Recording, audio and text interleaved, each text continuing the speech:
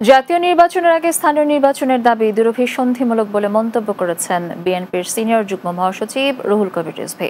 নারায়ণগঞ্জ জেলা বিএনপির নতুন আহ্বায়ক কমিটির সদস্যদের নিয়ে দলের প্রতিষ্ঠাতা সাবেক রাষ্ট্রপতি জিয়াউর রহমানের কবরে শ্রদ্ধা জানানো শেষে তিনি এই মন্তব্য করেন। শেখ হাসিনার পতন হলেও দেশে এখনো গণতন্ত্র প্রতিষ্ঠিত হয়নি দাবি করে রিজভী বলেন, নির্বাচন নিয়ে দেশে এক ধরনের গড়িমসি চলছে যা নতুন বাংলাদেশ নির্মাণের প্রতিবন্ধকতা তৈরি করছে।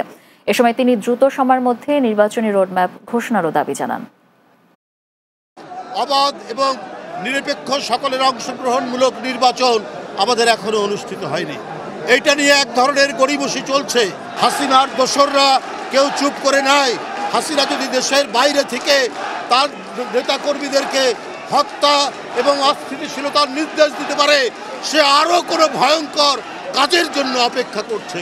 একটা প্রয়োজনীয় সংস্কারের মাধ্যমে অবাধ সুষ্ঠু নির্বাচন অবিলম্বে তারিখ ঘোষণা করা।